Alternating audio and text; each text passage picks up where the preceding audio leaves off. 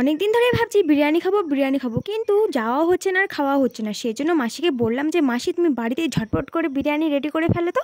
যেমন ভাবা তেমনই কিন্তু কাজ। মাসিকে বলা মাত্র মাসি কিন্তু বাজার থেকে যত কিছু লাগে সব কিছু নিয়ে চলে এসেছে, আর আমাকেও বলেছে তাড়াতাড়ি আসার জন্য, কারণ মাসির সঙ্গে হেল্প করে দেওয়ার জন্য। এত কিছু তো মাসি একা একা পারবে না, তার জন্য।